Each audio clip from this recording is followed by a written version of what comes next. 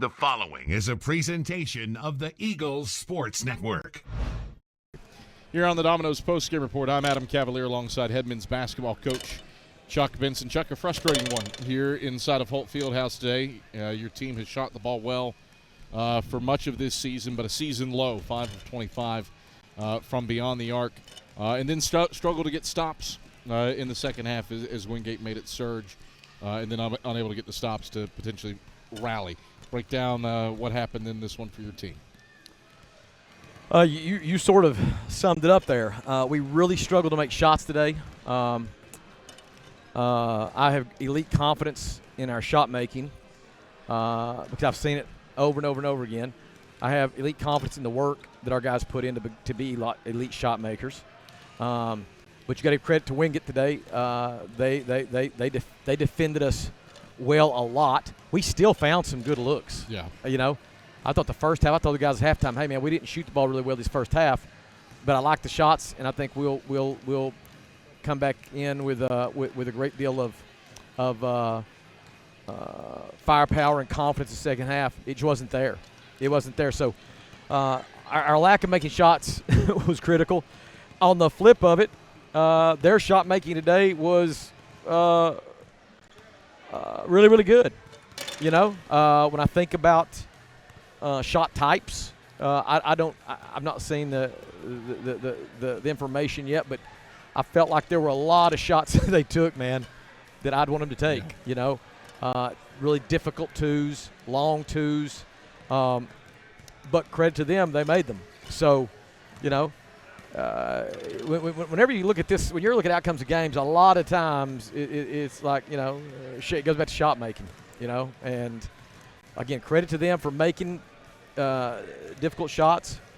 And you know, we've got to bounce back whenever we play next and show that we are confident, capable shooters ourselves.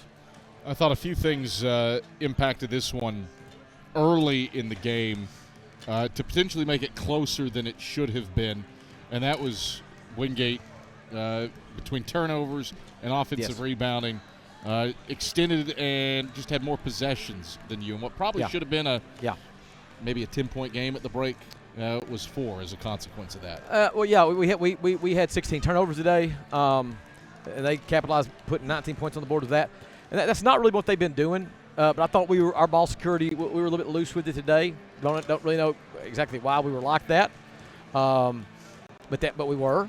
And you mentioned, you know, you look at it and say, well, if we don't turn the ball over, the score may be greater at half.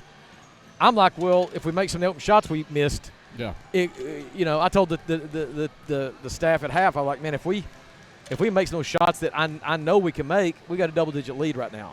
But we didn't. So you never play – well, we try to help our guys understand. You don't want to just completely count on your offensive production. You want to know you got some defense that can get the job done. And today, like I said, their shooters found some shots, especially early. But more than anything, that, you know, they just attacked us from inside the three-point line and sort of took an incredibly – they were incredibly efficient between 12 and 18 feet. Yeah. You know, incredibly efficient. And that's you got to give credit to them for taking and making those shots. What bright spots did you see today from your team? You know, Cav, I really can't say that I'm leaving here feeling like there were bright spots. You know, this was a conference game, one that you know, it's a home game. Yeah. We've lost 3 times at home this year. To Catawba, LMU, and now Wingate. It's really hard to win on the road. It's really, really hard to win on the road in college basketball. So we've got to go down to Wingate later on this semester. And so, you know, I wish we could have capitalized here. But I guess the big thing that if I'm going to be focusing on now the next game, which is at Mars-Hill, and our practices Monday and Tuesday, and helping this team try to bounce back with a primary focus on, are we controlling the things we can control? You know, there's certain things you can't control, but there are certain things you can. And I felt like if we were to just have a look at the score of the controllables, we had more mistakes in our controllables than they did. Turn your attention. I've got a child that's attempting to communicate with me. You'll have to wait till after the interview, Sienna, or go find Mom, who's over there. This is part of the fun today. There are a lot of kids here. Yeah. Obviously, you hate to lose. Yep. But it probably stings a little bit more given who all is back. You still have the 14-15 team. There are more children than usual on the floor. Whole lot of babies. Man. Out there. How nice is it to have a title-winning team back in town? Well, first of all, man, I just love seeing these guys. You know, we won a championship here with them 10 years ago, so this is sort of a reunion day for them. But it really is less about celebrating the championship, more about celebrating the relationships that were established that are still in place. Yeah, I mean, you got some guys in here. Charles Clark, one of the all-time greats in South Atlantic Conference history. Sawyer Williams, Carson Brooks, Josh Rogers, Mason Bates, blah, blah, blah. And go on and on, the guys that are here. And clearly, Kev, you know me, man. I would have done almost anything to perform better, to coach better, to honor these guys with a performance worthy of a win. But we didn't do that. But I'm not going to let that put a damper on having them here. A lot of these guys now have spouses and, as you said, children. They're all over the place.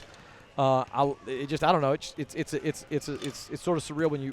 I've been in this so long now. I've seen this before, but it's always sort of surreal when you see these guys. You know, you coach them. They're 18, 19, 20, 21 years old, and they show up and they're grown men with careers and families, but you can still sort of, they get together. You sort of see the boyish charm, and sort of the unity and the things that they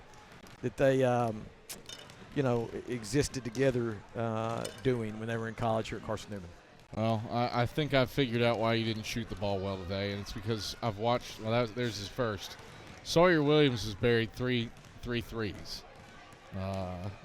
All the mustard for good three-point shooting is saved for the literal GOAT, the dirty white boy himself, Sawyer Williams, has made a trio of triples after he attempted 0 in his college basketball career. Of course.